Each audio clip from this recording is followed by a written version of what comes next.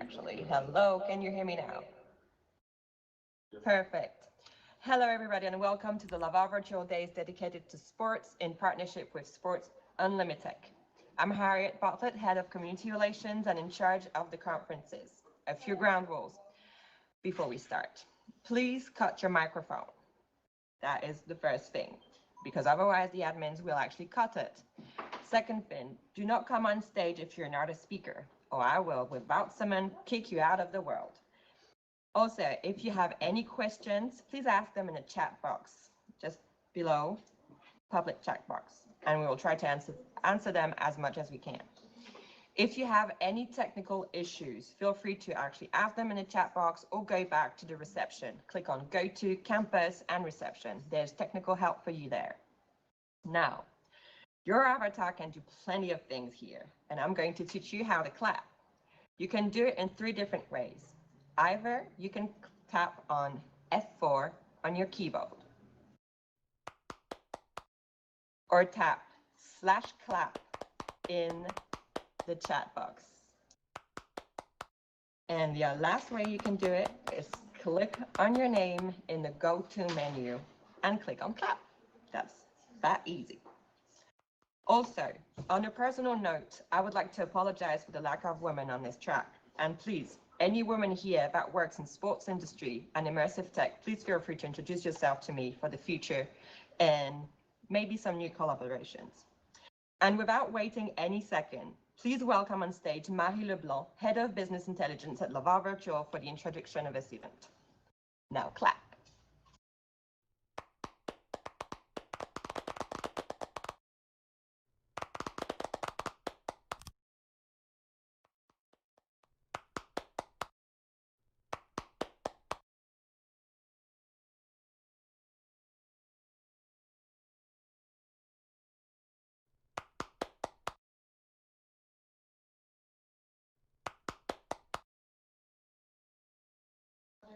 Just a few seconds.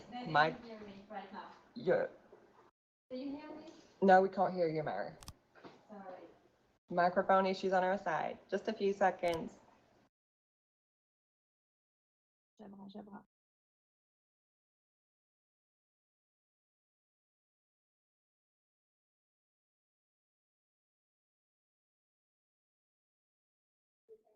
Yep.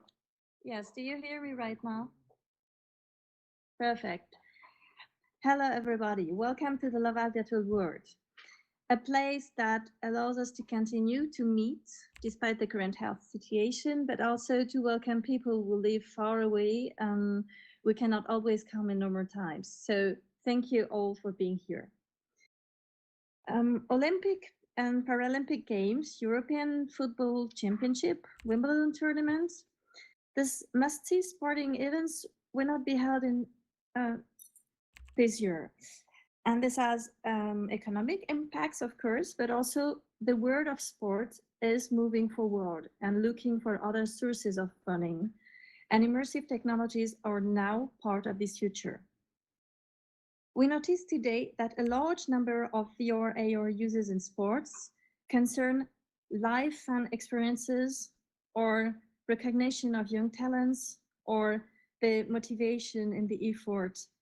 But over the last 2 or 3 years, we have seen the emergence of research works or proof of concepts focused on the use of these technologies in high-level sports and performance. And I think that's also what you're interested in today. We are only at the beginning, and this day together, the time that we will have together right now promises to be inspiring and should therefore help us to mature our thoughts on all of these topics and move forward. We hope you will find answer. Welcome and enjoy. Thank you very much. Thank you so much, Mary. A nice round of applause for her. So thank you, Mary, for this intro.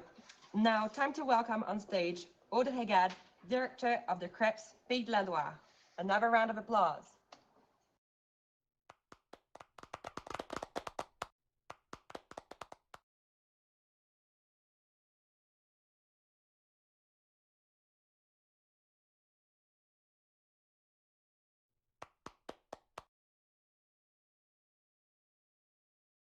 Please, feel free to come. Thank you. Alors, si elle est bonne aussi.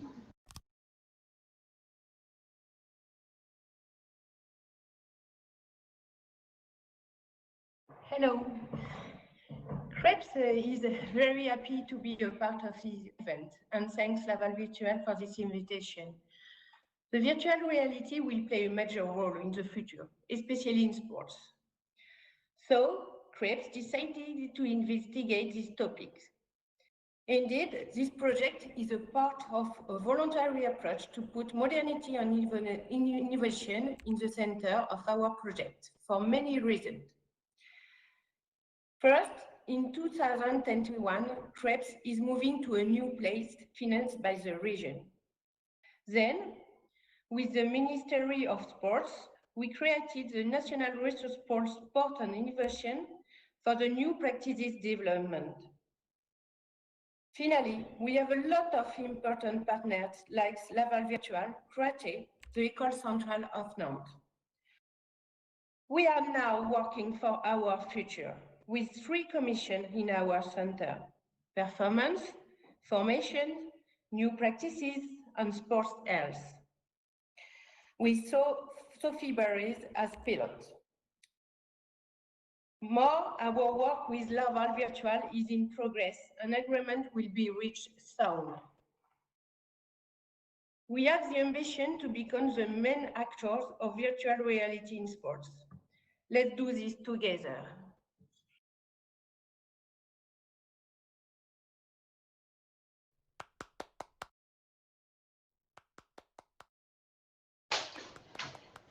Thank you, Aude. Now, please, round of applause.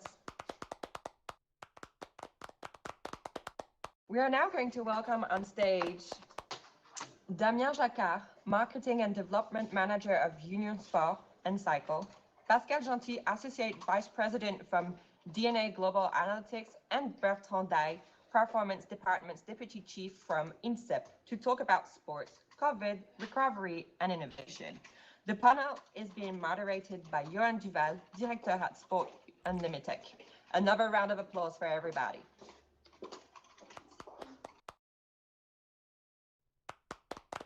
Hello, everyone. I hope you can hear me. All good. Oh, good. So I am very, very thrilled to be the chairman of this first session of this Laval Virtual Day dedicated to sports industry. So as you said, Henriette, I am the general manager of Sports Unlimited, a platform that helps sports and innovation to meet and accelerate. We do content, we do events, and if you are interested, you can take a look at our website, sportsunlimited.com, if you want more information. We are very, very honored to be part of this event, and thank you all, and thank you Laval Virtual to allow us to be here today. So this morning we will be discussing about how innovation, and especially big data, IA, VR, a solution can help sports to reinvent itself and accelerate. As you all know, the coronavirus crisis has been a massive hit to the whole sports industry. Some competitions and championships have started again, but in a strange way. At the same time, technology have been used during confinement to help people do sports and to help athletes to go on with their training. Startups, research institutes, companies have used their intelligence to build new solutions and initiatives.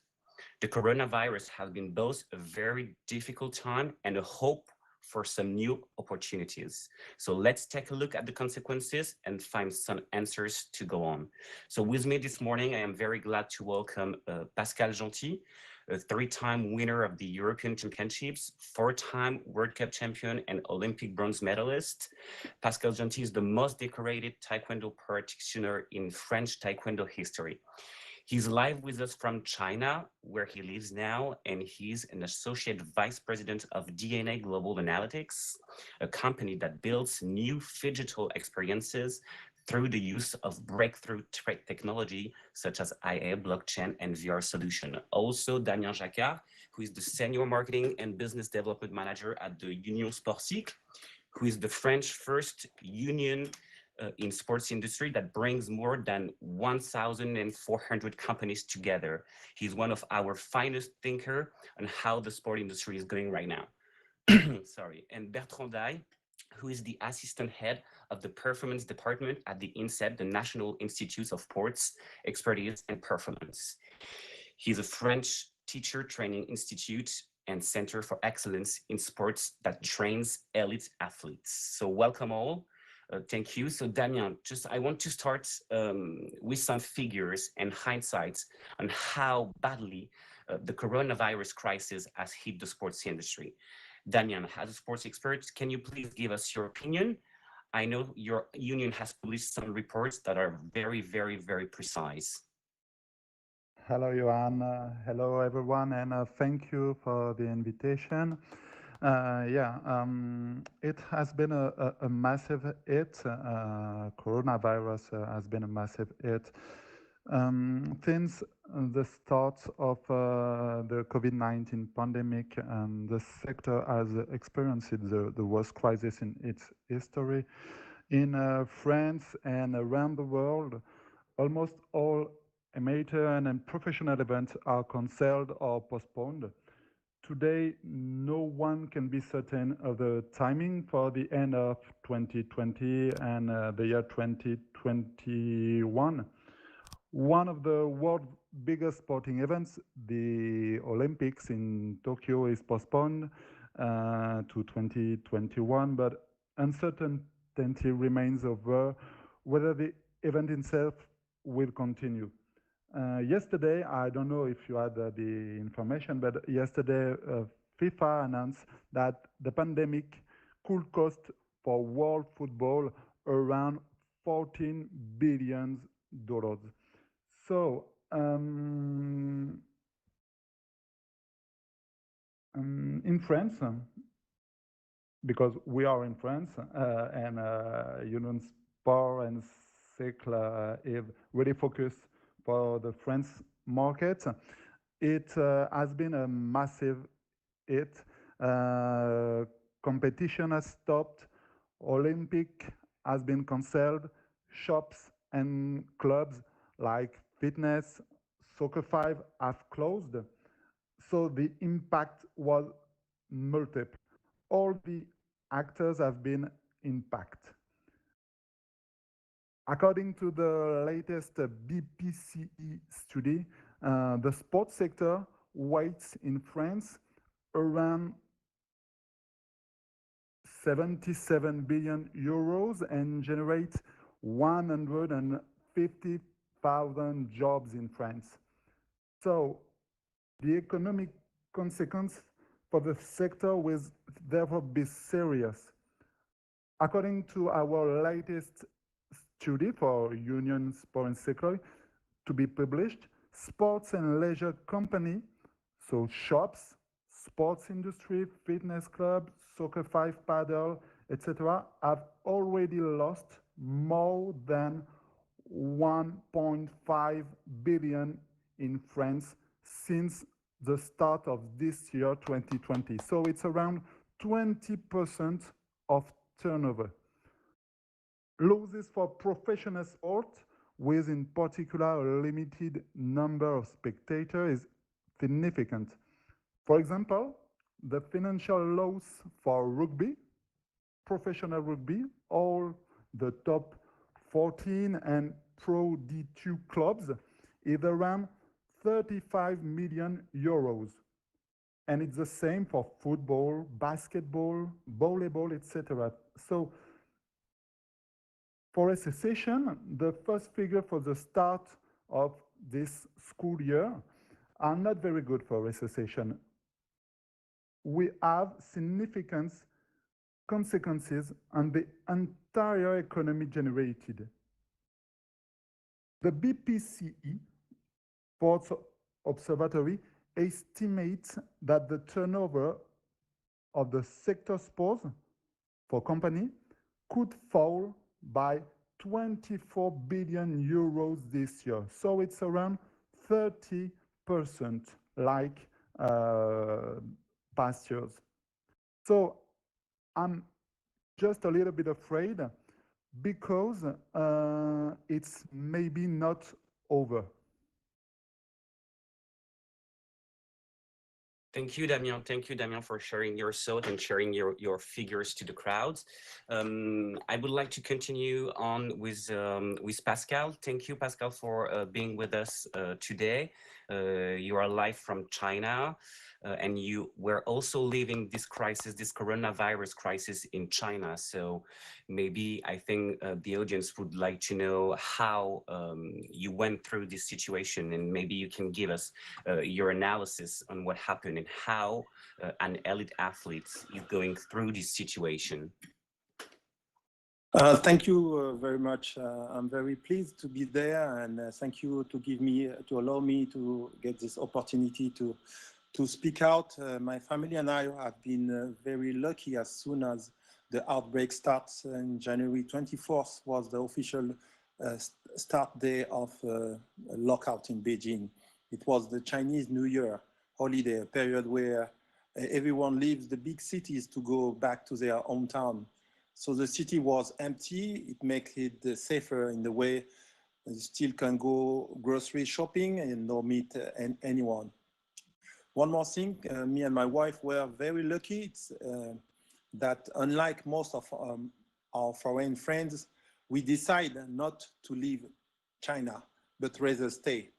We felt safer in the comfort of our home in Beijing than in an airplane loaded with people towards destination where the virus will spread to.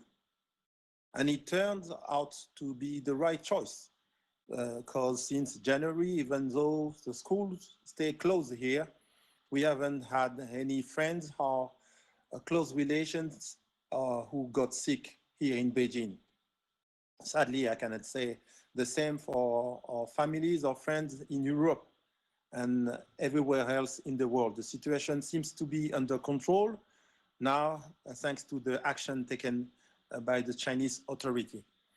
I believe resilience what forged me as an elite athlete.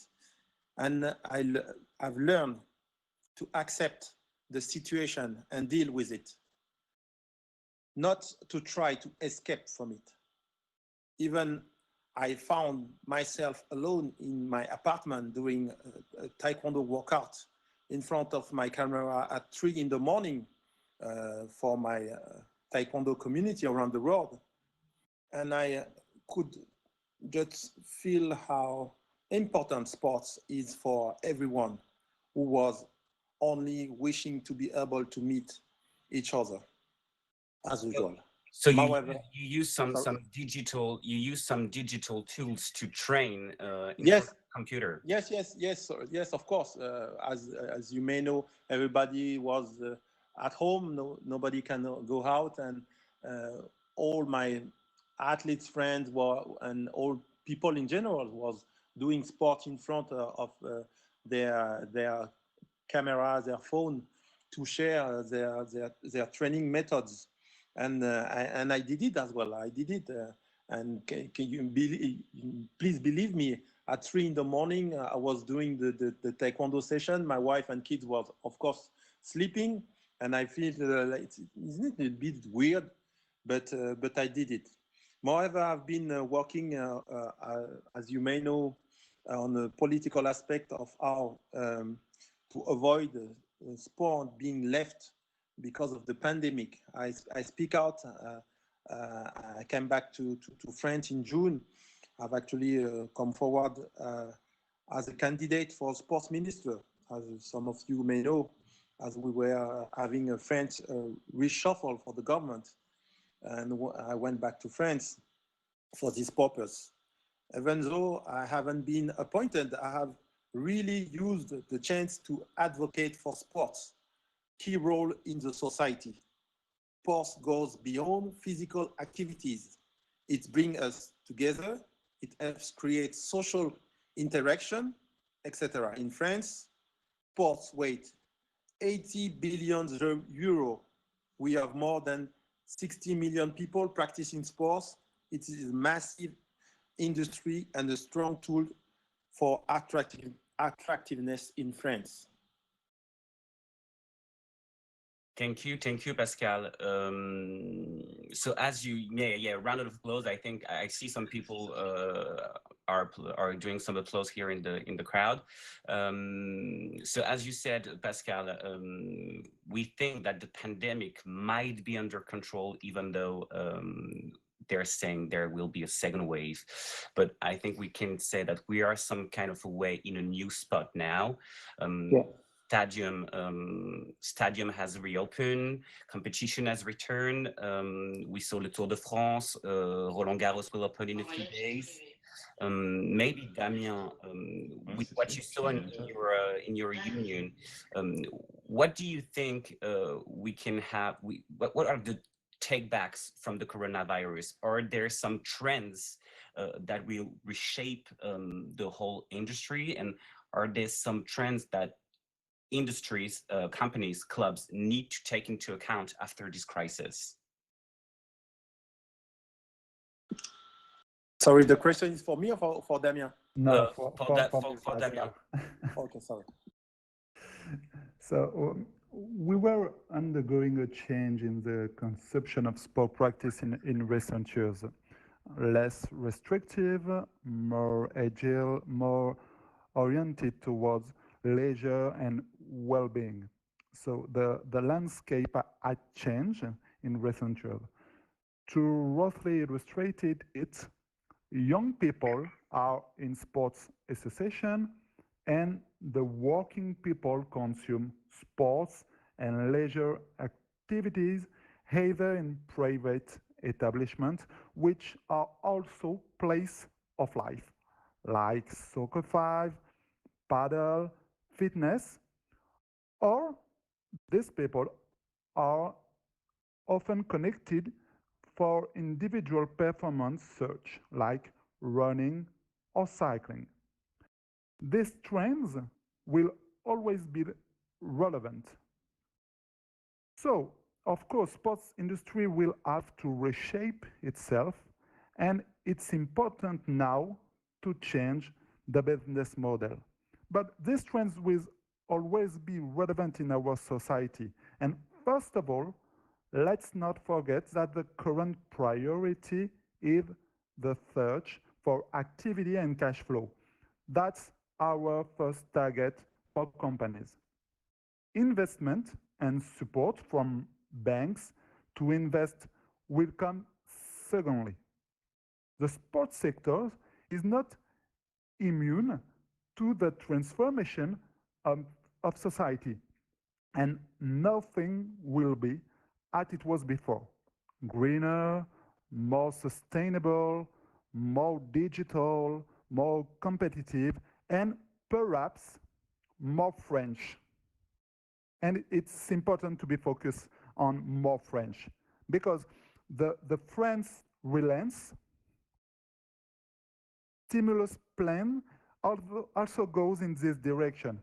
French knowledge exists, and on certain point is perhaps one of the best in the world.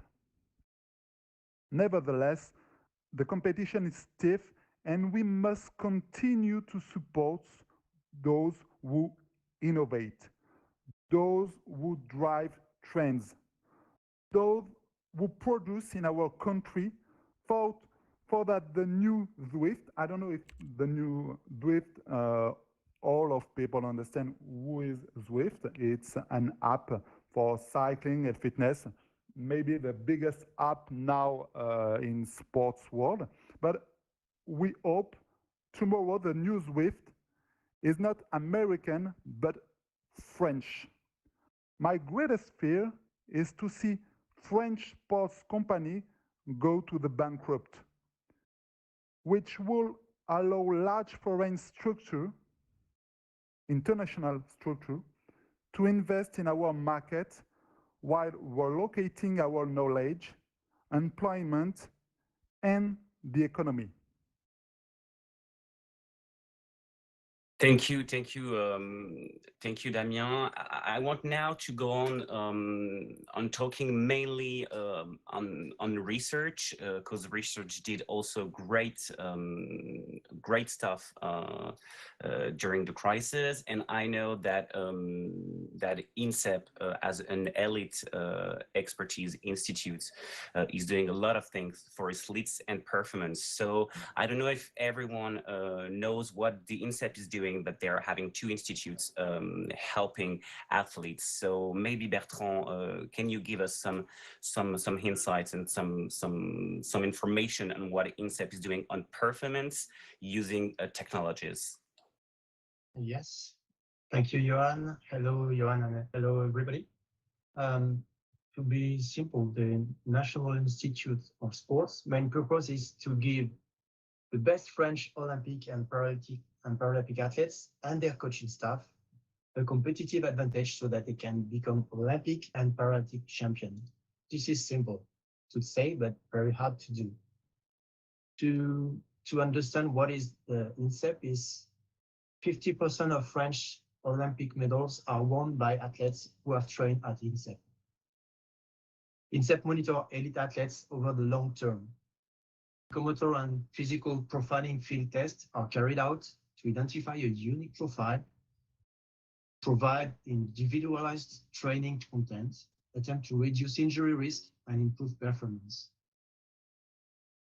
The assessment system aims to quantify and qualify athlete strengths and weaknesses and determine potential sources of injury. And through its status as a scientific, cultural, and professional public institution, INSEP research activities are an integral part of the mission entrusted to INSEP. Capitalizing on the resource of its two laboratories, the first one is sport expertise and performance, and the second one is the Institute of Biomedical and Epidemiological Research in Sports. INSEP provides scientific performance support to meet the needs of the Olympic and Paralympic Federation in various fields: performance optimization, life balance for athletes, performance epidemiology, contemporary sport environments, injury prevention and athletes' health, optimizing the return from injury. Yeah, Bertrand, are you done, right? Yeah. Yeah. So I would like to go deeper on what you said, because maybe it's not linked exactly with the coronavirus crisis, but I think it will help the business to reshape and research institute to reshape. I know that the French government last year has given you, not you, Bertrand, but all the research institutes, more monies to build a science program that will help our athletes to go to Paris to 2024. So maybe you can give us some insight on that. Yeah, and it was a very, very good news for sports.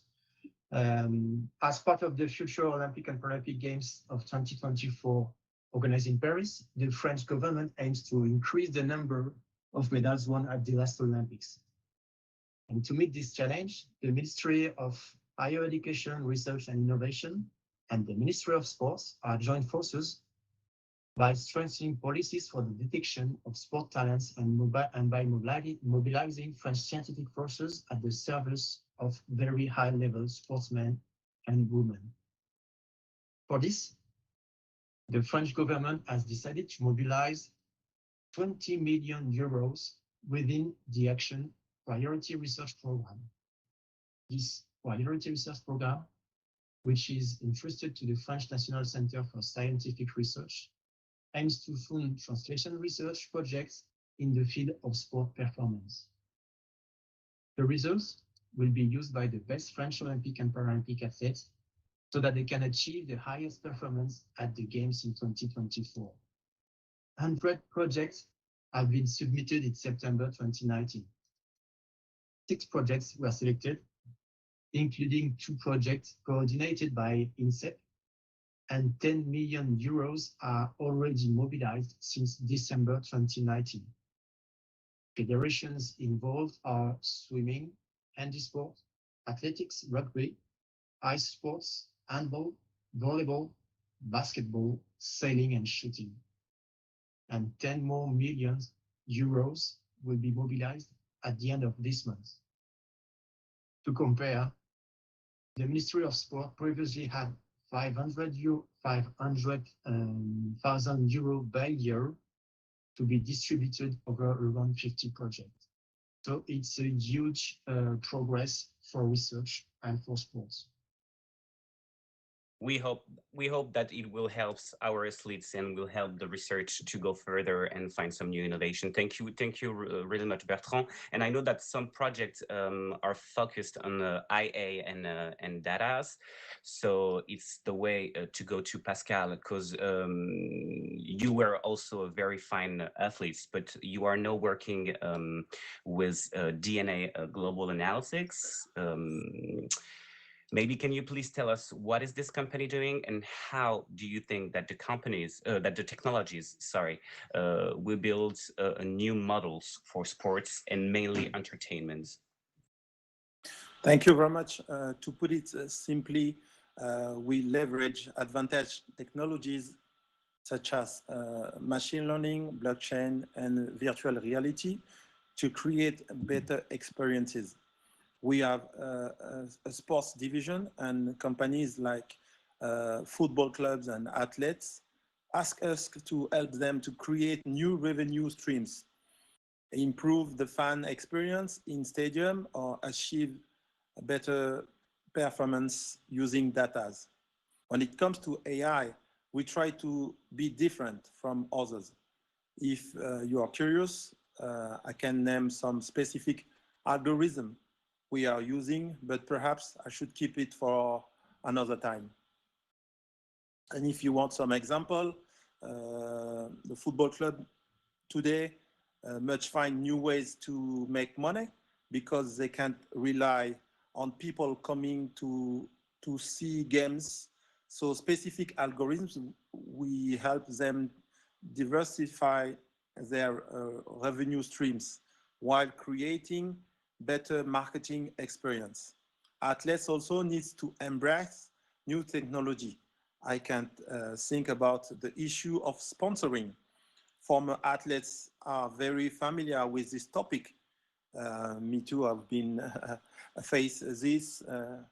To be honest, in 2008, I stopped my sports career, but because of that, I remember some athletes was running naked in the street to get some new sponsors. I can think also, well, from instance. Sorry, Pascal, to interrupt, Yeah. but maybe this information is very interesting concerning sponsorship. You're using cryptocurrencies. Yes. To help people and to help athletes having new ways of sponsoring. Maybe you can go on this topic. I think it's really interesting. Okay. My team and I are building blockchain solution to help athletes, as you just mentioned. In general, I believe that sports and the sports industry and entertainment industry are shifting toward the complete digitalization. For those who are not familiar with the digitalization, it's the fusion of physical and virtual experience. We at DNA Global Analytics believe that the fans expect a better experience with their team and favorite players, while new business models are becoming more mature. For me, it is crucial for industry leaders to reinvent themselves, leveraging new technology to maintain their status. I am really scared from sports institution. I'm not sure everyone will survive due to the crisis, but also because most of sports players don't really understand how fans evolve with the time. What the need is to reinvent ourselves. It is mandatory. Yeah. You want me to get more in detail, right? Yeah, I think you can go on with one more example. Okay. For example, actually, we are working on a project on VR.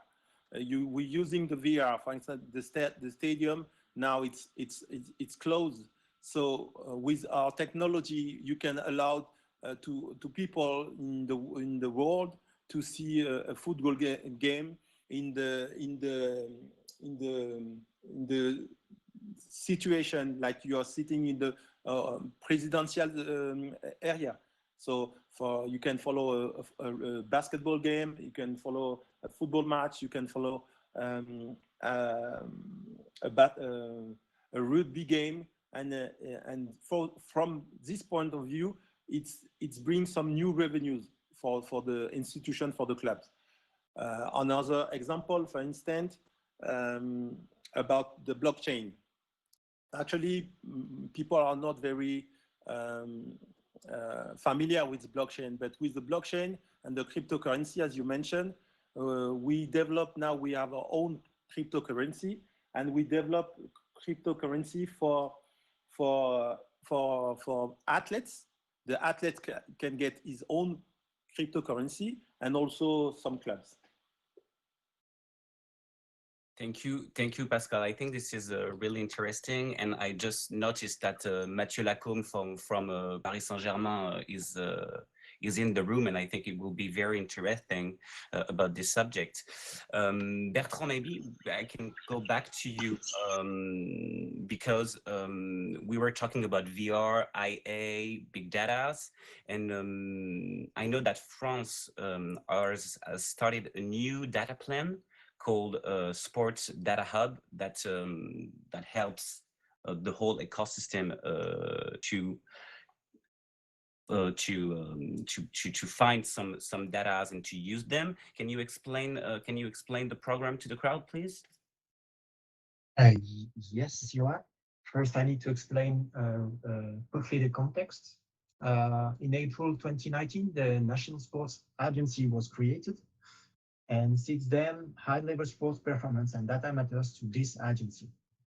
So in last year, the agency has engaged a national data plan to identify the key factors of performance and data contributions with sports federations. This national data plan is coordinated with the priority research program that I mentioned previously.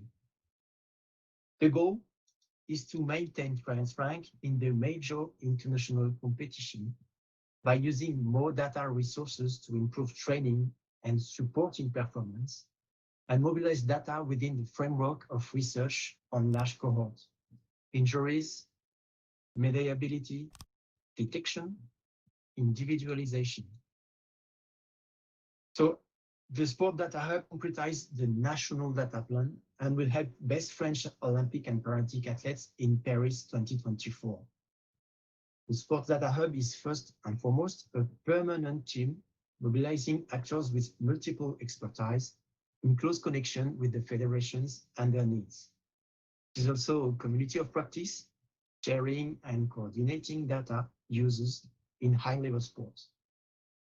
Sport Data Hub as a technological platform offering technical tools, meeting data needs, and adapted to all levels of maturity. And finally, it is a project incubator mobilizing resources and a collective commitment to serve the actors on the basis of their needs in the field. Thank you, Bertrand. I know that Damien Hurstel is speaking with me right now. It was not on the plan I sent you on this roundtable, but I was thinking about this. I know that Pascal and I know Bertrand that you have not some issues, but there are questions about GDPR compliance with data on sports. Do you have some information on that, Bertrand? I think Pascal left. I don't know what happened, but Bertrand, maybe on the GDPR, RGPD, GDPR compliance. It's a very important question. At the moment, the law in France since 2 years has changed, and we have to integrate RGPD rules on all our data uses, and we are very late, to be honest. And we are working with DPO at INSEP and DPO at the ministry and DPO at the social ministry to improve our level and to be right with the law. It's a very critical situation for the INSEP, and I know it is the same for all federations. We were not used to be such as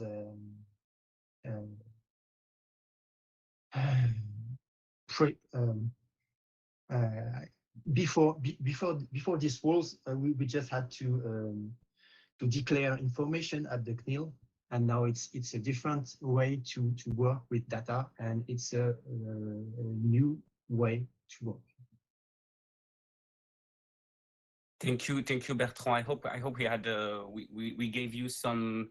This session was to give you a lot of the subject that we are all going to carry on this morning sessions. Maybe Damien, you have a last word on global scale on sports before ending this roundtable, maybe. Yeah. Just to conclude, I'm in line with Pascal when he say sports is much more than physical activity. It's right. It's an issue of public health, an issue for employment, for economy, for innovation, and influence for France, especially at 4 years of our Olympics. We must collectively be the driving force on all these subjects to promote French knowledge and industry. 1 year from Tokyo and 8 years from Los Angeles, we must set a real ambition and a vision for this sector, which in this period of crisis remains essential to unite the French people. Coronavirus has been an accelerator. I hope the ecosystem and the government will see it as an opportunity to create some value. Thank you, Damien. I know that Harriet is asking you to the crowd to write if you have some questions for our speakers. We have time to take one or two if you want to. Johan, I've been sorry. I think I've been disconnected. Yeah, I saw you disappeared.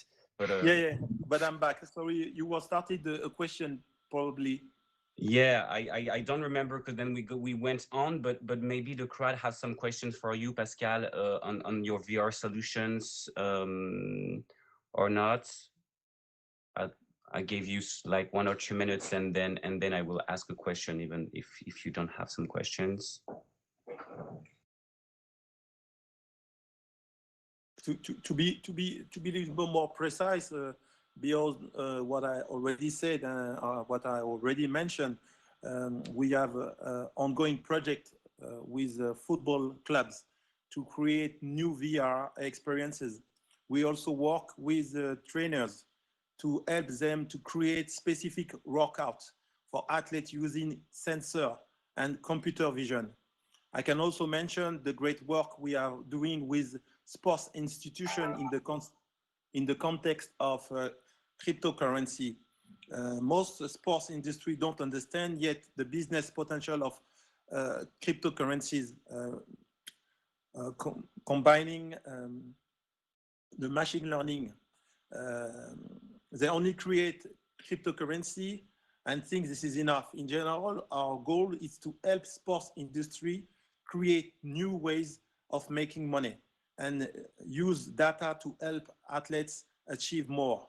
For instance, we already have some project with Paralympism because, as you know, the technology of Paralympic, the performance is very linked to the technology. For instance, we have started using something called brain-computer interface to help athletes understand what is going on their brain while they are focused during the game. we help them gain trust in themselves, and we give the club more data. So it's a win-win situation, and I'm can't wait to meet the leader of the new sports agency to talk about the fantastic project we are working on. Thank you, Pascal. Thank you, Damien. Thank you, Bertrand. This was very interesting. We see that there are many opportunities, and the computer vision, VR, IA will open new doors for sports, in performance, in business. So I hope you had a great session after me and after my three speakers. Have a great time. Thank you, Laval Virtual, for having us today. Thank you all. Thank you. Round of applause. Thank you. Thank you so much. Have a nice day. Bye. Thank you. Thank you all for coming. It was a great conversation. Now it's time to deep dive with Marie Leblanc, Head of BI at Laval Virtual, for a few use cases in the sports industry, maybe some new ones that you've never heard about. So please, Marie, up on stage. Hello. I hope my microphone is working right now. All good. Perfect. So I will share with you a presentation with some use cases in sport with VR, and it will be really connected with what Pascal Gentil said before. That will be a small summary or an illustration of what we said before, and also I would like to begin also with what Damien said with the French ambition. You will see that the use cases that I will present you, that they are more American examples or UK examples. It means that we really have the place to take in sport. We see that we have the INSEP, we have the CREPS of the Pays de la Loire, we have the government also with us. So it's the good time today to make the friends on this subject. I will share my screen and I will present you some use cases. Oh, that's the end.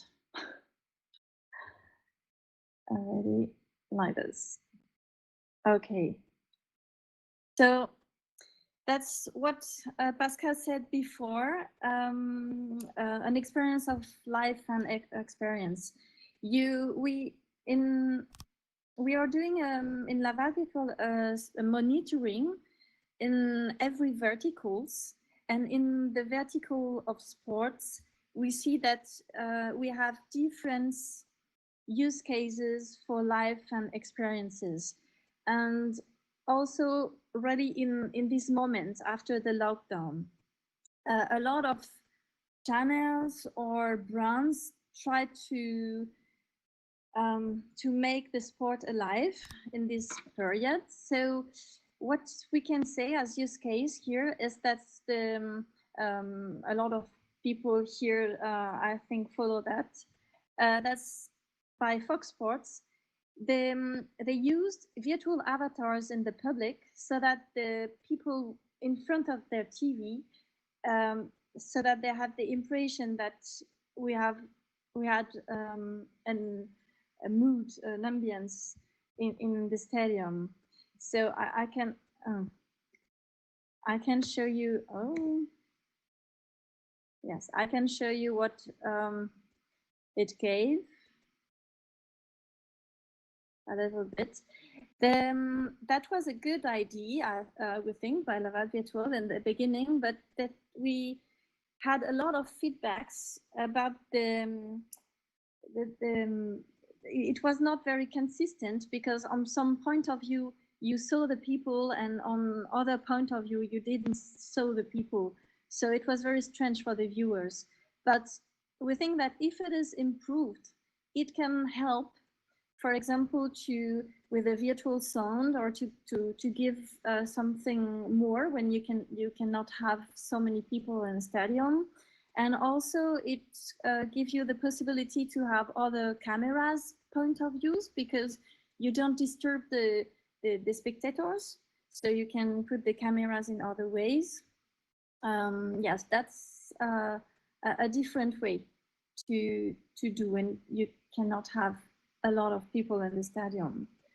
I show you another experience. For example, maybe you already know that too, but we are working on the virtual worlds, and there is this virtual worlds Live-like, as a platform, a sport platform, which allows you to look a soccer match or another sports event, but that's in a virtual way, with a virtual way, and you can be with your friends. So it means you can have a moment together in front of a live event. That's a remote way to share to share. It already exists since 2016, but it was improved during the years. So today, if you want to test, it's possible to test Live-like. I will also speak with you about the skills improvement. Today, we see that the VR applications are more destined to grand public. So it means that the skills improvement of Brazil and the USA is more, if it's used, it's not used for the physical abilities, but more for the mental abilities. I will show you that's more on the reactivity or on the anticipation. And that's a tool that was used, I heard, in Liverpool for the last years to work with the teams, the soccer teams. Today they did a new partnership with Harina Data for young footballers, so that we can better understand or analyze the everybody were playing in this skills improvement game or application.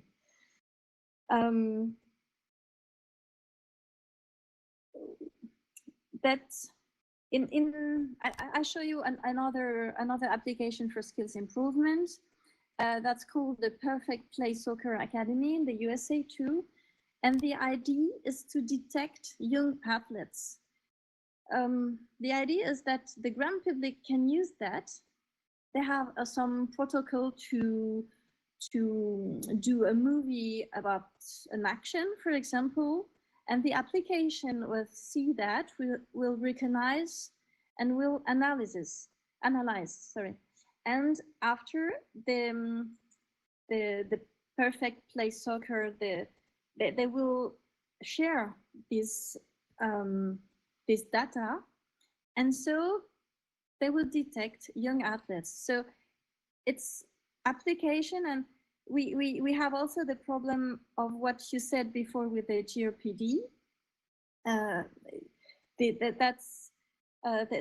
used these applications. So I don't know really where the confidentiality of, I think the people were putting their video on that, they know that can be shared because they want to be identified or recognized. Another part of the use case that we see the most in our monitoring is the sports training. For example, a new one came, that's Fit XR, but that's a little bit like Beat Saber or other games where you have to move. That's what's said before. I think it was Pascal who spoke about the physical, I don't find the word, but that was the mix between physical and entertainment. And we see that a lot arriving in the applications. We see also walls, like maybe you know that already. That's the a wall to climb, and it plays on the motivation. It also captures personal performance, and to transfer it on an app. So we have a link between physical activity and individual performance. And because you're playing, it's more motivating.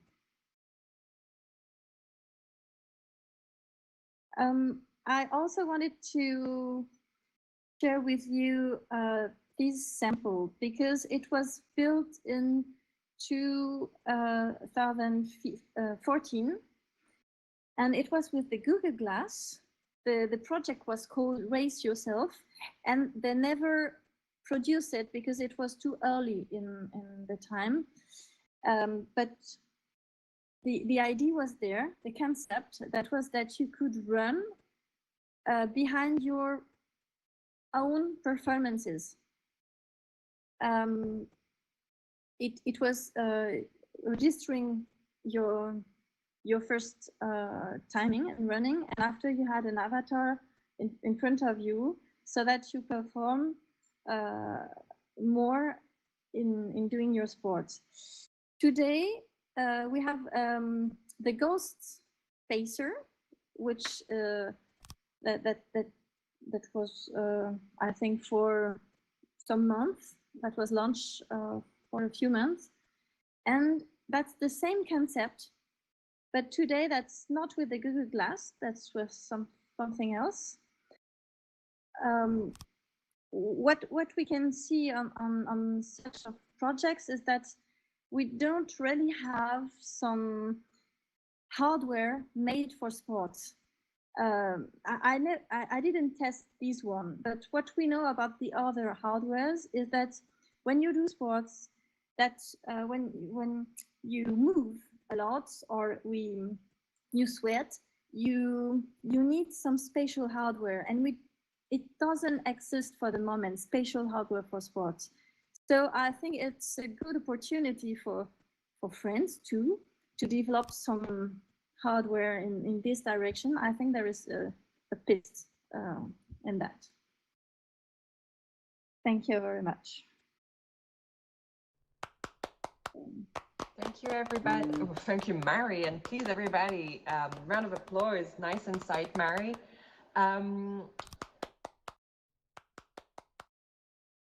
I am now going to call on stage my dear Alexandre Boucher, Director of Clarté, who is going to share a nice use case they've recently done for the training of archers. And listen well.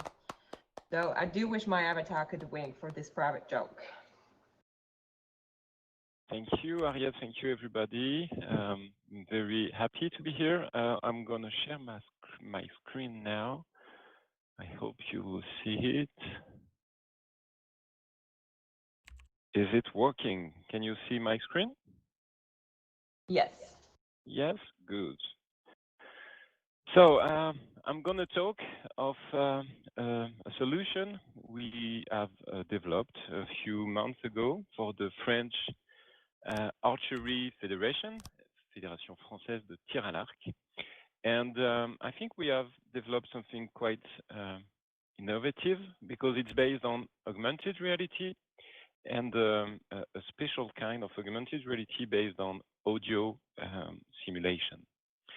So a few words before that about Clarté. I'm the managing director of Clarté. I've been working in virtual reality and augmented reality for more than 15 years now.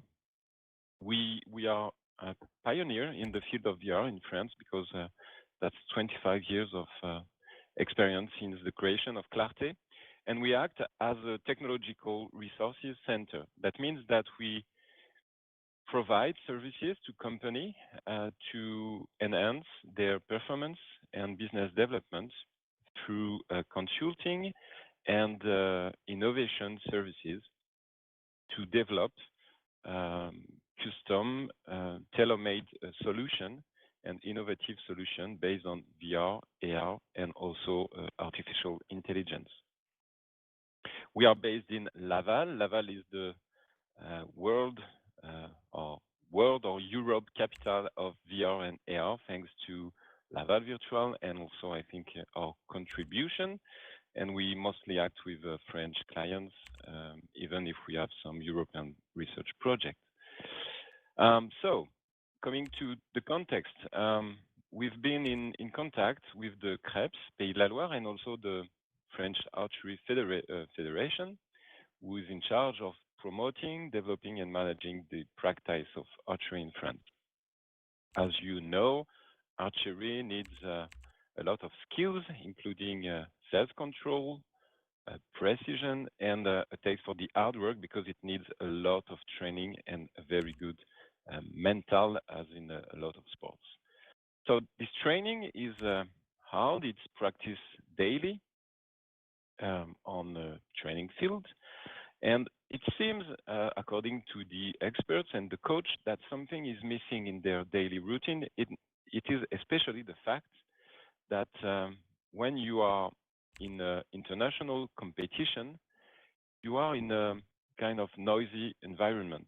There are a crowd around you, there are photographs, journalists, and all those people make some noise, which can affect your concentration. While you are practicing at INSEP, for example, you are in a kind of protective environment. There is no sound, only a few people around you, and it may be disturbing when you are in a competition. It seems that you have lost my screen sharing. I was on the slide. I can't remember the number, but FFTA, the context. So I'm moving to next slide about the challenge. The challenge that the clients asked us to deal with was to develop a digital solution that will be used during the training phases to help archers maintain their high level of concentration even in a noisy environment during a competition. You can see on the photograph here a World Cup archery competition in the middle of Shanghai. You imagine that it's not a typically quiet environment, and it may affect the concentration. So next slide is about what we are quite familiar in virtual reality. It's the notion of virtual reality continuum.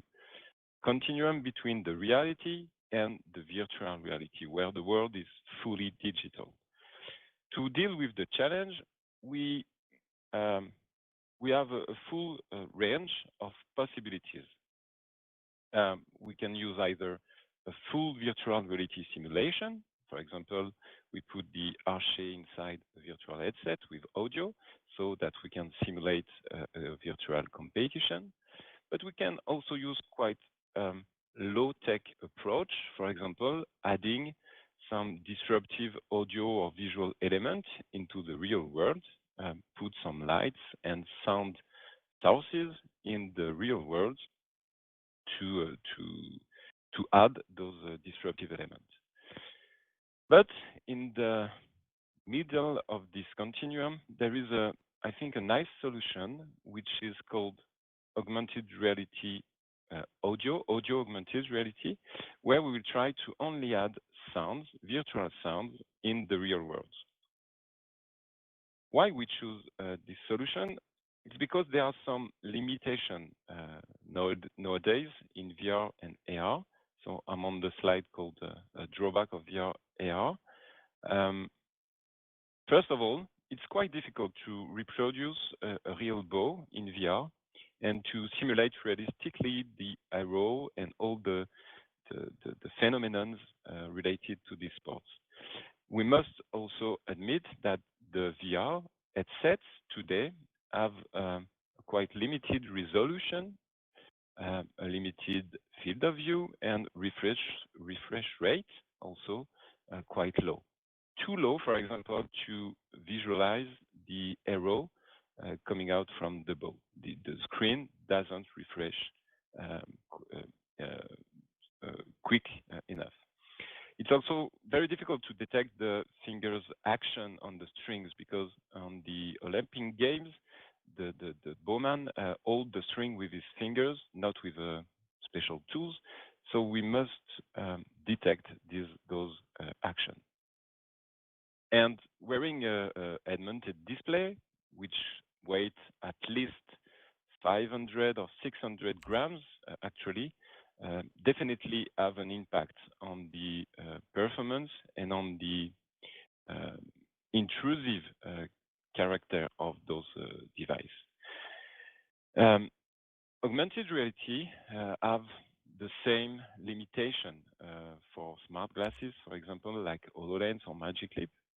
The field of view and the resolution are really limited. They are quite bulky systems. And sure, we can create some visual holograms, but as I mentioned earlier, what we want to simulate here is mostly sounds. So, what is augmented reality audio? That's my next slide. That's the same thing as visual augmented reality that you are familiar with, but we will replace visual elements with audio elements. So we will add interactive, spatial and temporally coherent sound source in real time. And those virtual sounds will augment your perception of reality. We need to do that. We need to access some technical bricks like head tracking, because we want to spatialize those sounds. So we need to know where your head is looking out, where how you position your head in the world.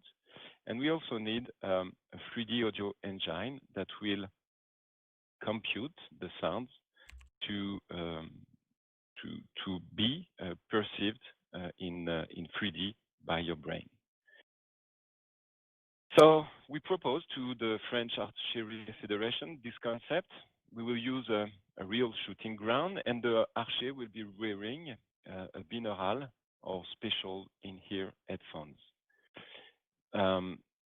Thanks to a library of pre-recorded 3D sounds, the coach will be able to control those sounds, to trigger them, to position them in the real virtual space, and the archer will hear them accordingly to his head position. So next slide, the concept, you have here a picture of the real system at INSEP for the first testing.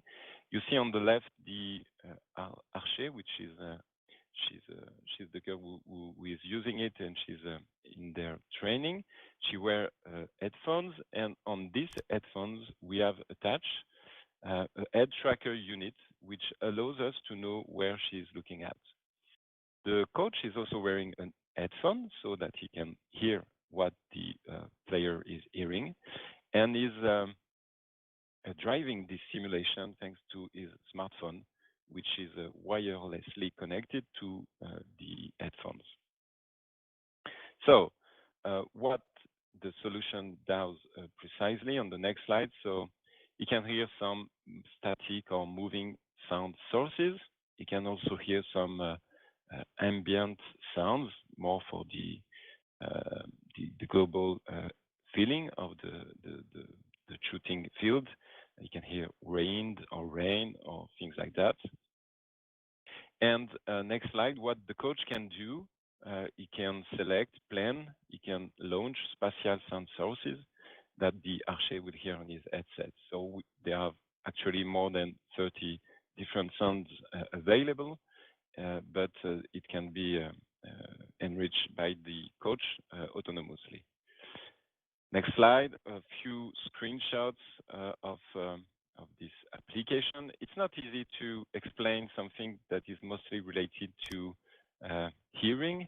So you only see here the backstage. That means the interface that the coach is using. But if one day we have the chance to meet, I will let you try this solution. So to conclude, on my next slide, facts and perspectives.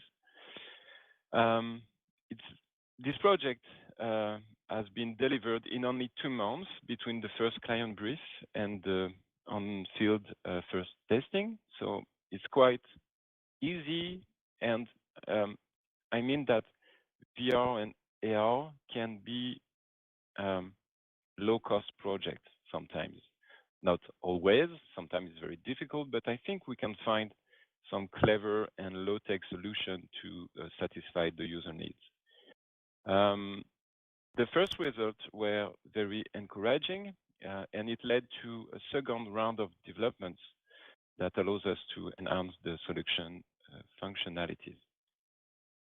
As you know, Tokyo Olympic Games have been postponed, and it gives us an opportunity to use this application more intensely to prepare our athletes for this next rendezvous.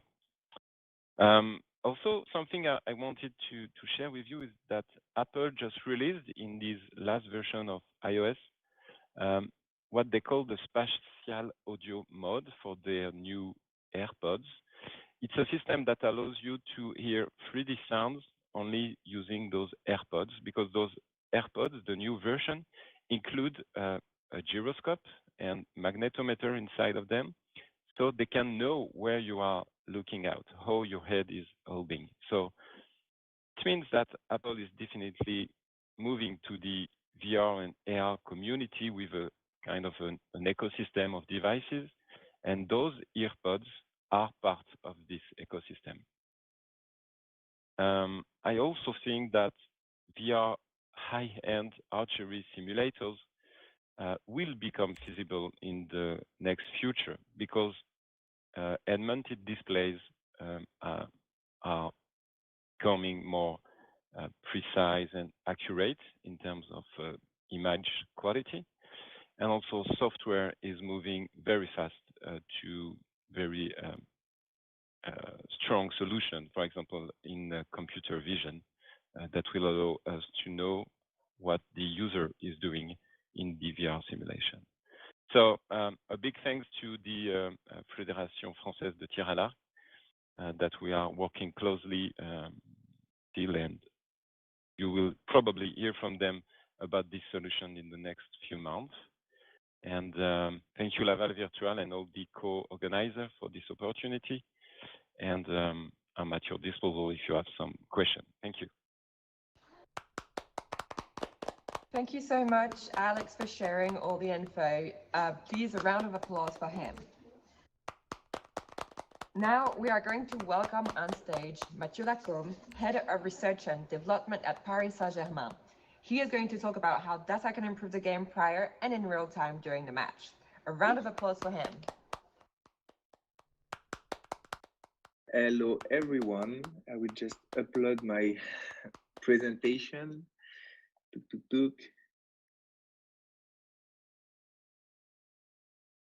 Okay, coming.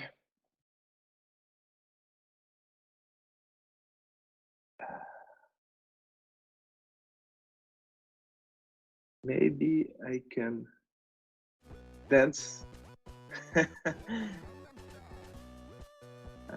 Sorry, taking some time to share my presentation. So, okay, it's coming. Thank you very much, and thank you to Laval Virtual for inviting me. So we has been asked to talk about football and big data. So first and foremost, I wanted to introduce this talk by talking about big data. So currently in a game, we are collecting many data. So coming from either tracking data, so we have camera around the stadium to gather some data on players or even data, and this is more or less 1 million points per games. When we scale that at the scale of a season, and combining with the training and so on, we end up with around 300 million points per season. So is it big data? To be honest, I don't think so. When we talk about big data, we talk about huge volume of data with huge velocity. I don't like to talk about big data. I think we have multiple data and a good quantity of data, but for sure, right now, we are not yet using the tools of big data. However, more and more football clubs are getting more interesting in artificial intelligence, mathematics, or machine learning, and they try to understand how they can use this mathematical tool to improve the game of football. So over the last 10 years, we have seen many initiatives from different football clubs, especially in England.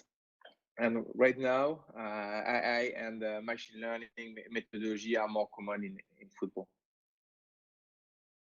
So for us, it's obviously we have a limitless use case possibilities coming from injury risk assessments, task automation, opponents analysis, to even player evaluation.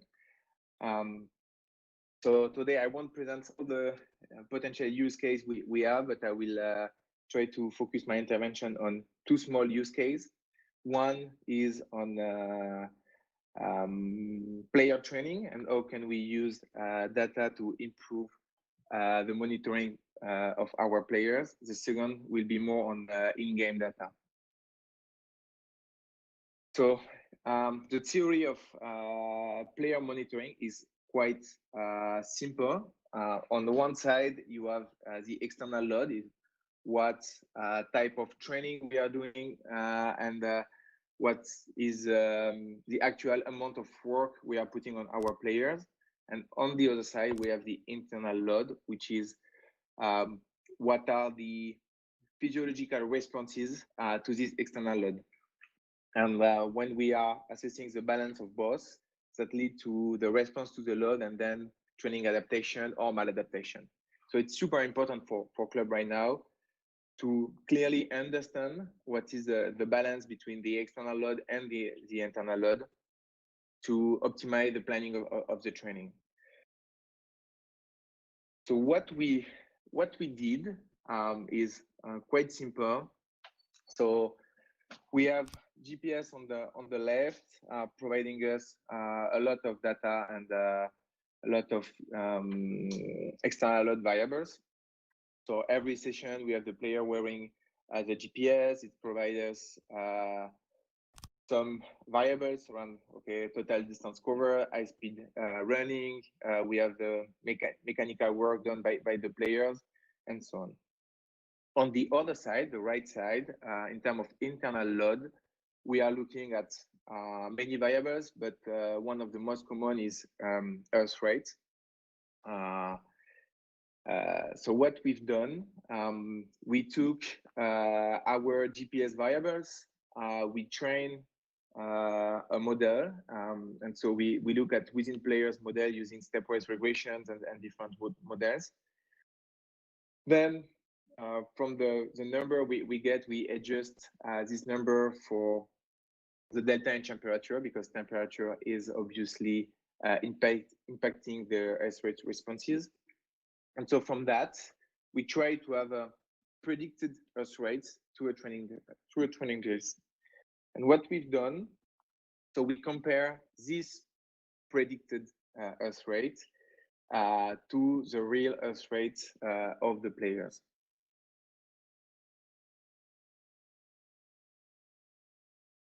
So what we did from that, we did a simple ratio between the predicted earth rate and the real earth rate.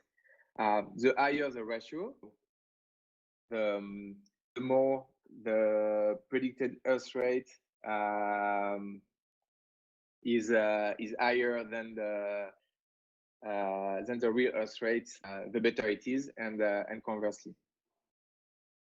What we are doing is using this on a daily basis on our player to try to track the fitness components of the training. We try to understand if the player are coping with the load, and we are tracking these numbers. So for every players, we have specific formula coming from the models, and we are trying to match this between what we've done in training, how the player responds, and how his response are compared from what was predicted. So this is on a daily basis, but then we are using this at a group level on a monthly basis to see if the adaptation during pre-season and early in-season are going in the right way. So for example, in this graph, we can see that we start in July, the response was not good. It was normal because we were back in training. Then actively, the responses are back to normal, and September we are fit to train. So is data can help us to make better decisions? Yes, obviously, data can help us to understand how players cope with training, and I hope that I have demonstrated at least a part of that in this first use case. But again, data is a part of the decision-making process of elite athlete training. More and more, we can see many practitioners trying to lie everything, all their decision on data, and in our context, working with humans in very specific context, and knowing that we are not collecting all the data we can around them. We need to be super careful with that, and data is just a part of the decision-making process. Obviously, it's largely improving what we are doing on a daily basis. This was on the training side. Now on the other side, I will present a short case study on how are we measuring in-game player performance at the club. So I talk about tracking data. So on the upper left picture, you can see a system. It's sport view cameras, and the system is powered by Stats Perform, a group that is providing event and tracking data right now. So with these three cameras, you can see that we are able to do some computer vision, and from that doing some tracking. So what we get on our side is purely XY or XY and Z coordinate of the player at the 10 Hertz frequency for all the players, our players, and the opponents. So what we did in 2018, we partnered with École Polytechnique and Mathieu Rosenbaum, that is leading financial mathematics at École Polytechnique, and we did a challenge, stream challenge from that was open to every student in the world, and the question was quite simple. It was, okay, how can we measure off-the-ball action? So especially passing and pressing in football. Right now, we have a lot of events data, so we know the number of passes, if the pass is successful or not, the number of crosses and stuff like that. It's way more complex to measure off-the-ball action, like pressing or passing quality in football. So we end up with this big challenge. And the winner of the project, Théo Nazan, came to us with a quite advanced model. So on one side, you have what we call pitch control, is how much control do you own on the pitch per player. So for example, it's based on speed, the direction of the running, and the position of the player.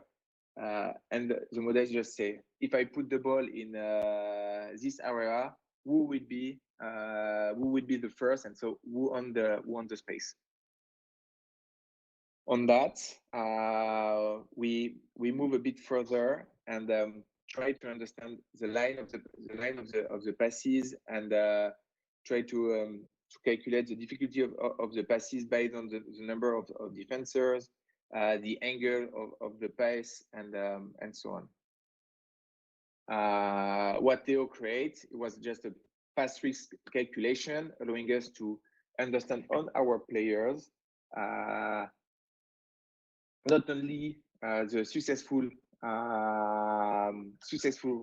rates in passing on our players, but as well what is a risk ratio analysis and if they are doing a lot of successful and risky passes or not. So now we have more metrics thanks to AM model to understand the game of football.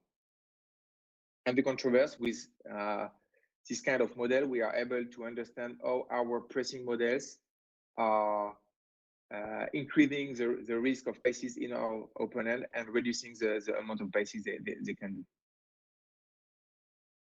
So what's next? We are still working with École Polytechnique, and we have two projects in place. One is we want to try to model between player interaction in team sports. And the second one, we are interested in simulation and stochastic control theory applied to soccer. So just to end up this talk, yes, definitely AI can help football and practitioners to make better decisions. Is it big data? I don't think so, not yet, but definitely AI can help us for that. Thank you. I think I'm running out of time. Yeah, you're good. Thank you so much. So thank you, Mathieu, for all this information, and let's go for the, I guess, data win, right? Now we are going to welcome on stage, oh, round of applause, of course, for you. And now we're going to welcome on stage Frank Moulton, Research Director at INRIA, who is going to talk about training life skills to very specific skills in VR. Another round of warm applause.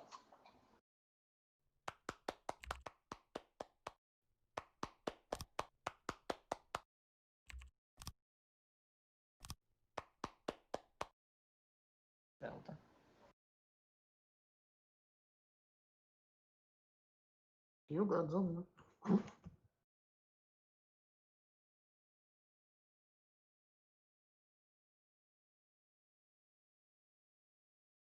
Problème de micro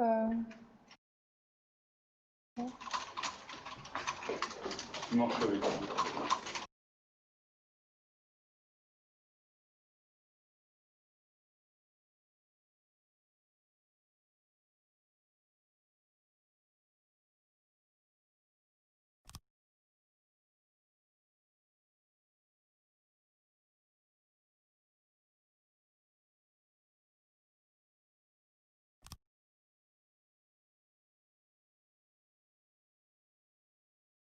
On ne vous entend pas, Franck.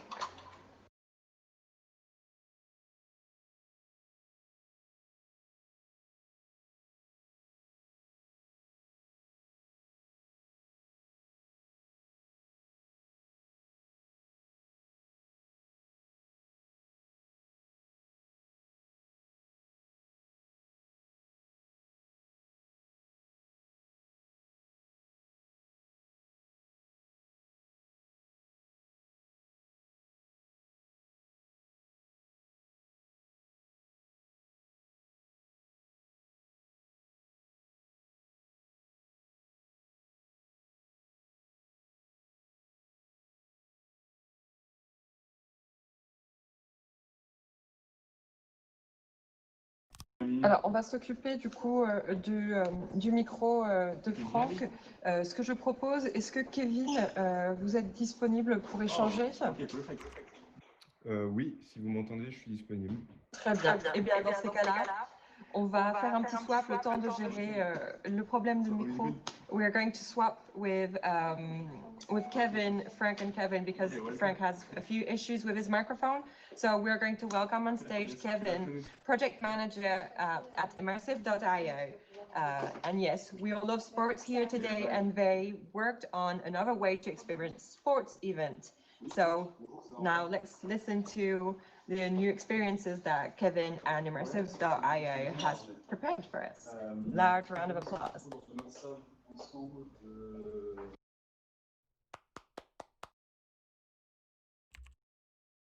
Hello everyone, and thank you for the invitation.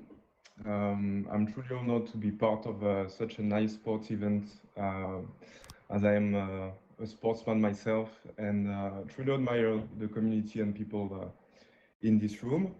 So I am working as a project manager at Immersive, and in a few words, we are a startup working in the field of augmented reality to enhance the sports fan experience. We rely on the latest innovations, like mentioned, machine learning, computer vision, and real-time data, to design new ways for teams and leagues to engage their audience by sharing immersive and also interactive experiences with their fans. So at Immersive, we are all huge sports fans, and we are also all convinced that augmented reality will tomorrow be part of our everyday life. We are based in Paris, but we operate internationally, and are collaborating with some of the most innovative sports leagues, such as the well-known Bundesliga, the Champions League, or Roland Garros, to name a few. Our solution includes the most advanced augmented reality technology, AR Core, AR Kits, but also the latest augmented reality glasses and some high-end machine learning algorithms. We had been recognized for our work by some of the tech leaders of the field, as we are currently in partnership with Magic Leap, Microsoft, and Unreal. So, yeah, our team first came up with the idea that the fan experience needed to be resynced.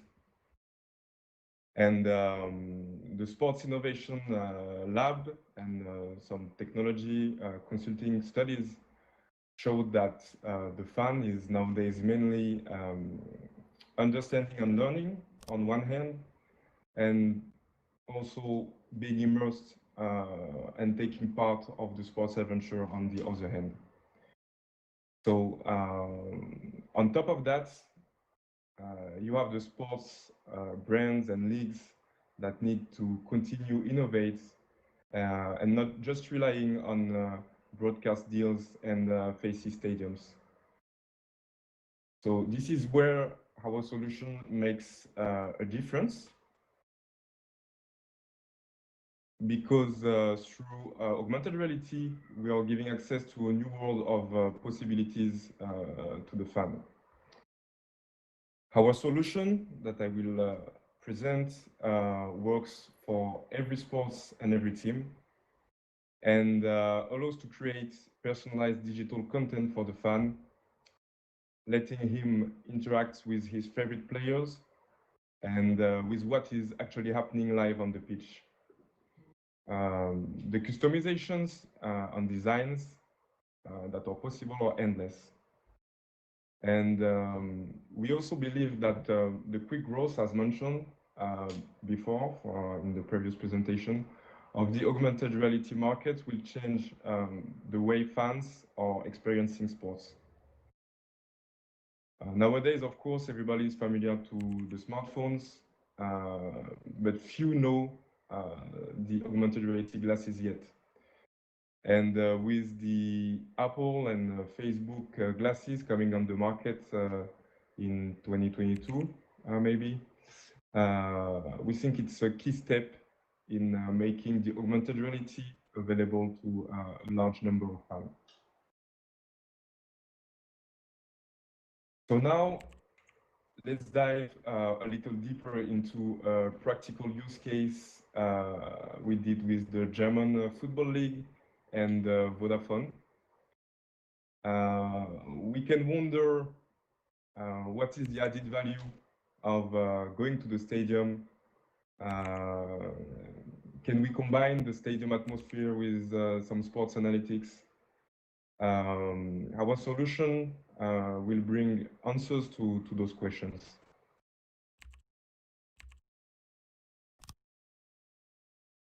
So the professional sports teams realized that they have to improve the sports fan experience if they want to hold their audience and attract younger generation to the stadium. So the German Football League increased efforts and investments into the football innovation. And on the other hand, for this use case, Vodafone was and is still currently deploying its 5G infrastructures in stadiums. So these partnerships open a great range of opportunities to reinvent the sports through live experience. Here, I think you can see, yes, here is a quick video of a kickoff showcase done in Wolfsburg, a 5G-enabled stadium. You can see the solution on mobile here, running live during the game. And if you're at the stadium and you're wondering who is this player, what are his season stats or match statistics during the game, by pointing the phone at the pitch, you can access pretty much every data you want without missing any action of the game. And yeah, we think it's providing a lot of value to the in-stadium game.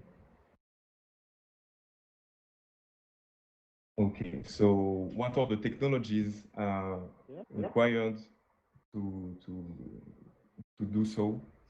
Of course, there's several high-end technologies because there's no delay, absolutely no delay allowed between the statistics, the graphics, and what is happening live in the game. So the data, as mentioned by Mathieu and used in several clubs, needs to come very fast. So this is where the 5G comes into play, because the 5G allows a neutral low latency and a higher bandwidth than 4G on one hand. On another hand, we have these edge computing solutions that are available that have a higher computing power and improved data storage methods. So for instance, in France, the Olympique de Marseille has also a 5G enabled stadium thanks to Orange. And the innovation is coming very fast. The example of the Olympique de Marseille is great because they launched a data lab with the ambition to become by 2022 one of the most innovative clubs in Europe, thanks to the use of technology applied to sports performance. Another example in the US with AT&T, that is also deploying its technology for the NBA and the NFL stadiums. So it makes 5G an incredible tool for instances where speed and accuracy are critical factors, and we believe that it will result in more engagement for the fan. Another new technology that is embedded by our solution is the automatic pitch recognition. So with this technology, based on machine learning, no matter the stadium we're talking about, no matter the position you are within the stadium. The solution is powered by this machine learning algorithm and allows to instantly recognize the player on the pitch and therefore access to the statistic, but also some augmented reality graphics. Another benefit of the 5G is that in order to do this automatic pitch recognition, 5G helps to lower the overall time that is required to process the stadium images and recognize the pitch faster. So having access to these live statistics and this positional data is not the end of the journey at all for us. By clicking onto the players through your smartphone or through glasses, augmented reality glasses, the fan can access some personalized content, some personalized augmented reality visualization to better analyze the game while still looking at the live action. Our partners for this use case, Kaironego for the positional data and StatsPerform for the statistics of the players, are pioneers of the field, and they are creating data that we are integrating live. The augmented reality graphics that we propose offer new ways for the fans to create their own show by putting them into control of the match experience.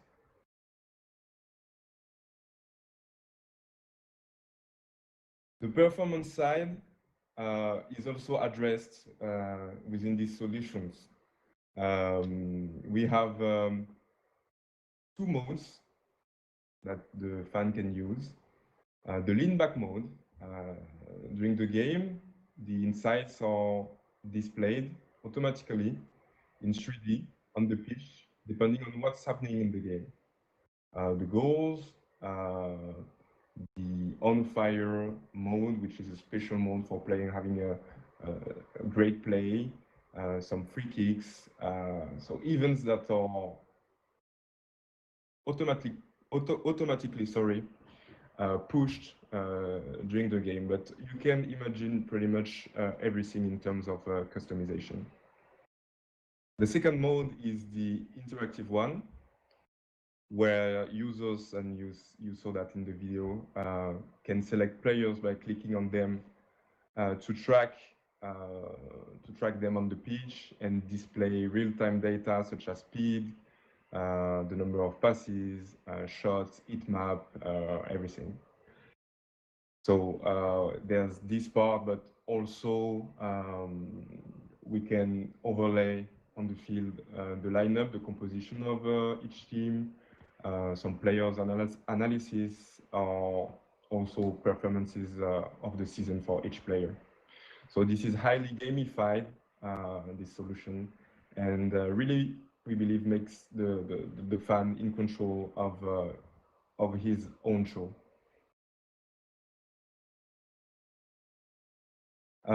As mentioned earlier by the other speakers, artificial intelligence, is a big deal, and is not stopping there to these basic statistics. We believe that the sports analysis is improving day to day, and that its potential is infinite, because trainers can use this data, the players themselves can have a look, the leagues, the fan, everyone can benefit from it. An example of such great stats is the example of Amazon Web Services, that is actually having partnership with some major leagues, including the Bundesliga. And they are providing to fans some brand new statistics, such as, for example, the expected goals. Here you have an illustration here. that is the probability of a player scoring a goal when shooting from a specific position on the pitch, and you can access that live during the game. So yeah, very promising, but of course, stopping to the stadium is not our purpose in this Corona crisis, and far before that, we developed already a home experience for fans. I think we understood the importance of keeping and creating a strong and long distance relationship between the teams and the fans during these very specific times. So this solution we're bringing home is available for fans during the remote events. So there's no doubt that sports professionals must embrace technology to meet these days new consumers' expectations. So for that reason, this solution that we have, we think is the future of entertainment, because it allows us through smart glasses, Magic Leap, and Real, HoloLens, to have access to really deeper and new type of analysis and experiences. Technology mentioned earlier, like Intel TrueView, if you're familiar with that, and that allows to the fan to see the game from the player perspective, 3D avatars, volumetric content. So let's say, for example, the replay of a goal in 3D in your living room are also available with this solution. So at home, it's even easier to choose a specific content, to personalize it with a 3D screen in front of you with the content the fan wants. So we are really looking forward to the future of augmented reality for sports. And thank you for your attention, and thank you very much for the invitation.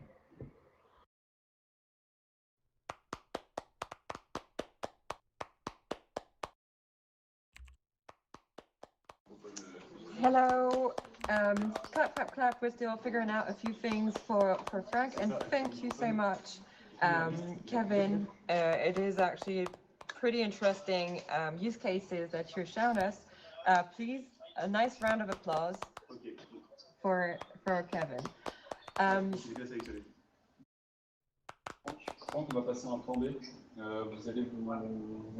Frank will be joining us in a few seconds.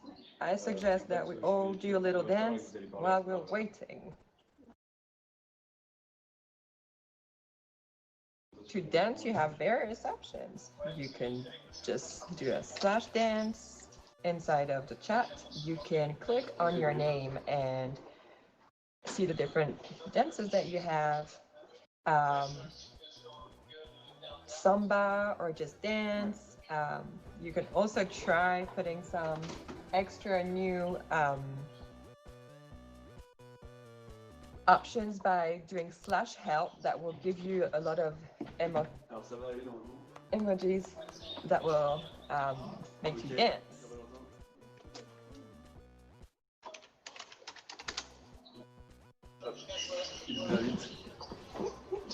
Ok, parfait. Et bien à ce moment-là, je vais laisse avec Valentin. Attends. Non, si Valentin va monter sur scène, s'il te plaît. Oui, mais l'avatar se lance. C'est normal. Okay. There's plenty of nice little secret dance you can do.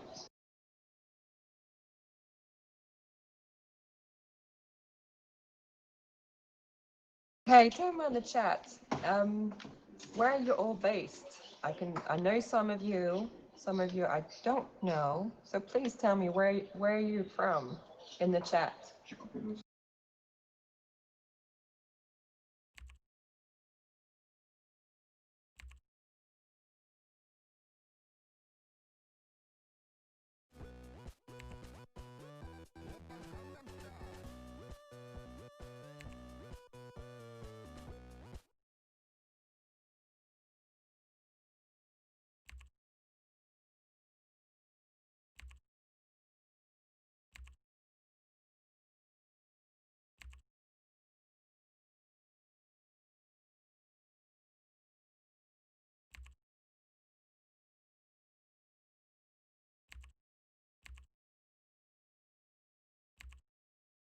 Nice. You are from all over the place. Cool. A lot of French people still.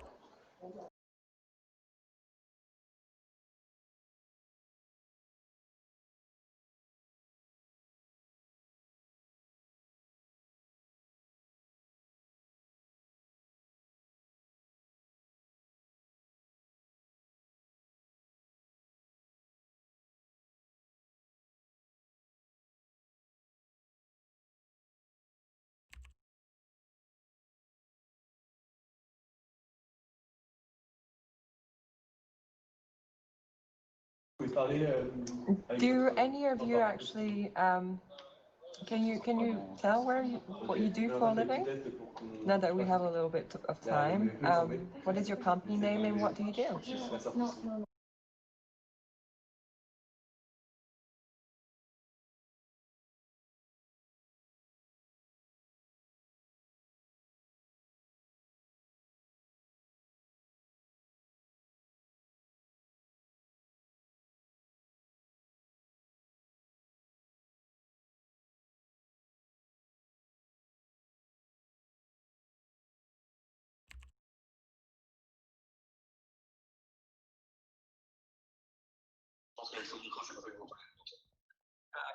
Okay, here we are.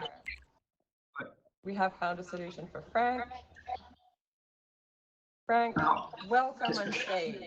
So, Frank Moulton, research director at INRIAF, who is going to talk about training large scales into very specific skills in VR. Now, round of applause for him.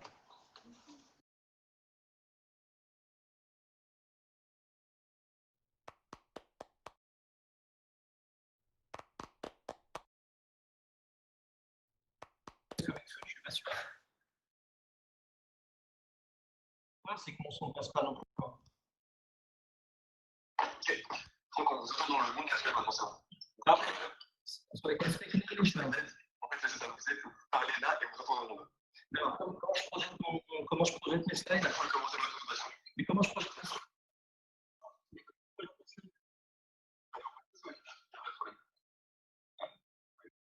Ok. Sorry for some technical issue. Frank, maybe you can start and Valentin is uploading the slides behind, okay? Okay. Thank you.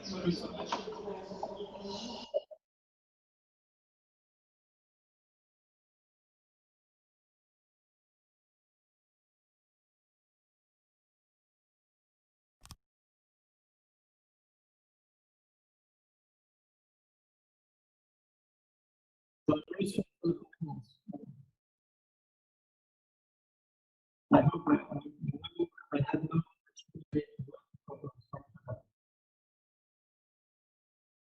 well, as usual, we can say that before it was working. Okay. So waiting for the slides, I'm recommending some limited team in the lab, working with West Laboratory and Sports Laboratory. And so when we are working in online, beginning in 2000, and we have experience with people in sports and how to use virtual people. And so waiting for the slides, I can say the idea of this talk is about the promises and challenges of VR for sports and to share our experience with you. So the thing maybe on the slides are coming.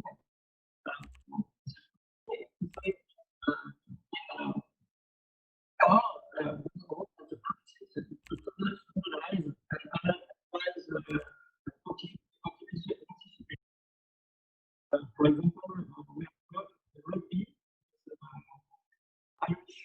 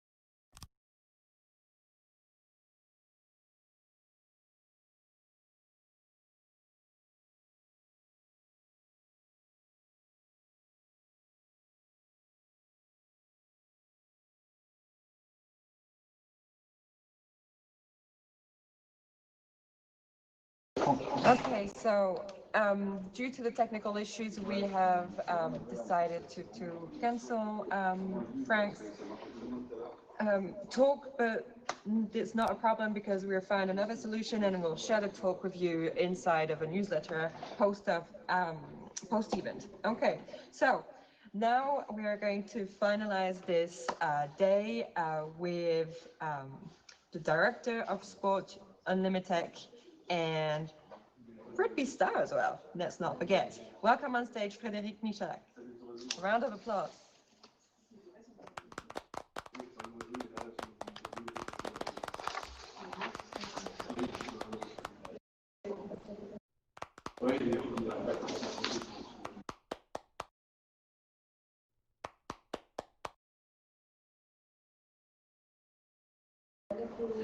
Hello, Frédéric.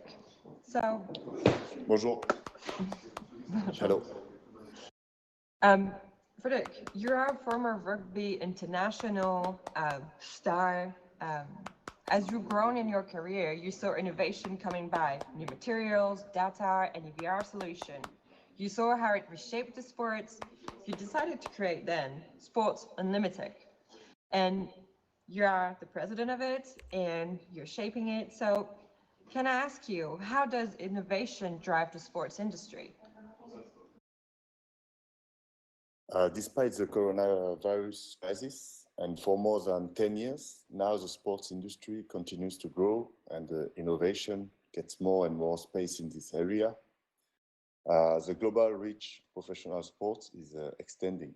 They're better engaging with their fans, and the amateur world is calling for more activities, more than ever. And with what we went through with the global confinement, sports continues on connecting people from all around the world. Sport is a global language, and so digital is. More and more stakeholders are taking part in the sports industry. It drives growth and creates a stronger ecosystem, sponsors, startups, research, federations, leagues, and clubs. Innovation will be the key to the future of sports. We saw that athletes connected with their community during the crisis through social networks. Startups created apps to help people. Esports has also been a way to raise money and help the medical staff during the coronavirus. This has been great to see. Definitely. And so how can Sport Unlimited be an opportunity for all the ecosystem? We see Sport Unlimited as a platform for sport and innovation. As some of the speakers say today, France has been hit very strongly during the crisis. We do believe that Sport Unlimited needs to be useful to help the ecosystem to reshape and reboost. In 2021, we will travel all around France to get closer to the ecosystem, to listen to their needs and try to offer opportunities and especially new markets. Technologies are already here and new ones are coming in the next months. We need to facilitate and try to build qualified business meetings. Thank you for letting us know a bit more about what Sport Unlimited is. And I would like to thank you, Frédéric, for being with us today and giving a few words on this project that you have and the opportunities that you'll bring to the ecosystem. Okay, thank you everyone, and I hope you had a great time listening to all the speakers. Thank you to Laval Virtual that gives us a special opportunity to share our ideas, and merci aussi aux Français qui nous écoutent. Je crois qu'on entend que notre anglais n'est pas parfait, et merci à Nassim qui est dans la salle et qui va nous faire une petite danse.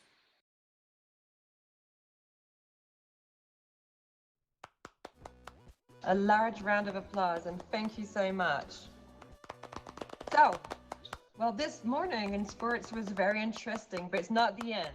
Today, this is just the beginning of everything that has been done in sports, and also know that Laval Virtual and Sport Tech will be partnering up on various other opportunities.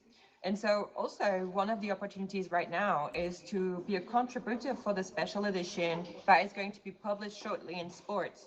So go to Nicolas Ribert at the exhibition center if you have any super use cases that you would like to put inside of this new special edition on sports. And because it's not a wrap yet, don't forget that there is actually an exhibition hall where you can go and meet other people in the sports industry. So please go to the go-to menu, click to LV Days Sports, and go there and meet the exhibition. Okay, thank you guys. Have a great day. Cheers.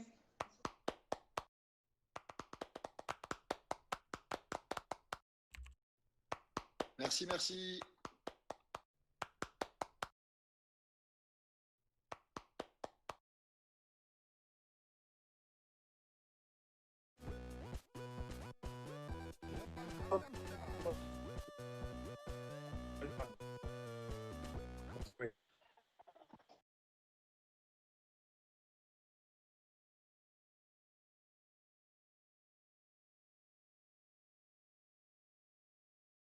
Ah bah t'es là toi. T'as immersion ou t'es... Oui, Non, non, je suis à la maison. t'es à la maison. Ça va? Oui. T'as pu assister à toute la conf? Non, une partie. La fin en fait. Ok, ça marche. C'est bien? T'es content? C'était pas mal, ouais. Merde. Comment ça, pas mal? C'était super bien. C'était top.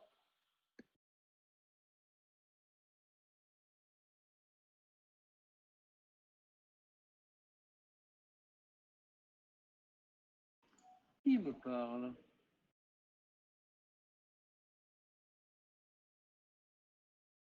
Bon, du coup, si on peut parler aussi à travers Skype, hein, ça marche aussi. Hein. Oui, oui. Non, non, moi j'ai rien de spécial à te dire.